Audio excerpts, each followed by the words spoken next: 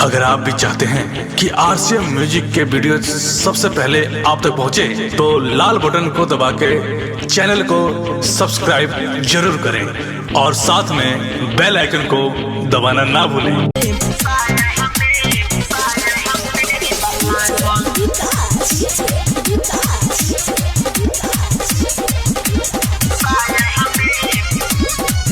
आप सुने हैं धनंजय धड़कन हो राती कोयले में कोयले हो सखी रहले रात भर जागल। राती कोयले में कोयले हो सखी रहले रात भर जागल।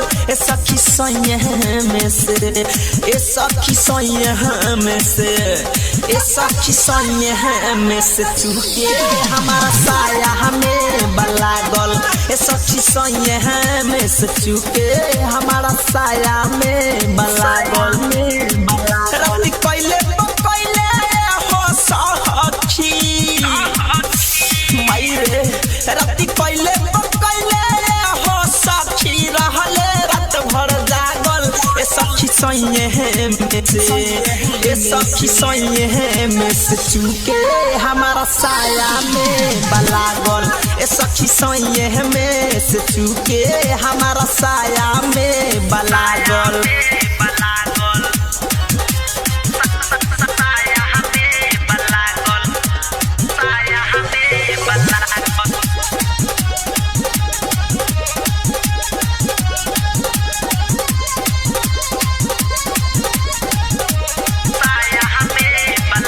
हाँ भाई जब गिला सखी सयावे में पोछले कई देले नीचा ऊपर से हूँ मचले।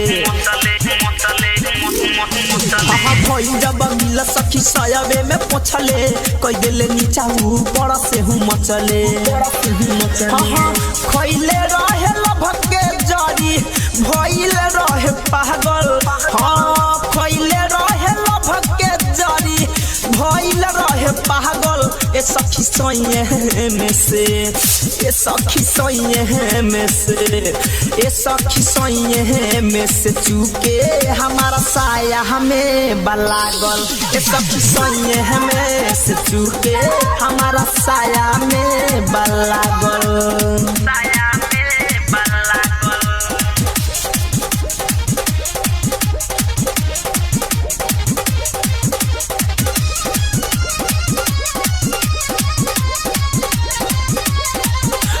कबो चितपट कबो कोई देला खरे कोई ना महाना पिटाए के डरे का बताई।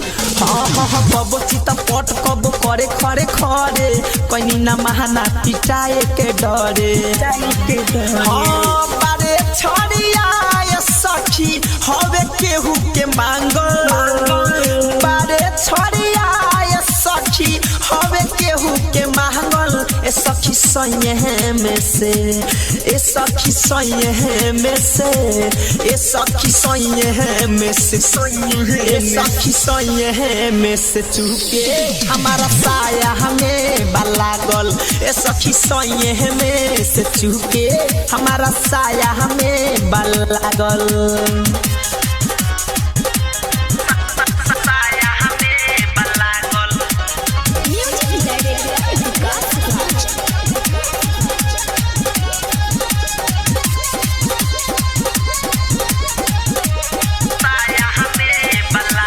घरे कंधन जाय के बिगड़ल बा मतिया युवे धीरज कैले दूर बतिया।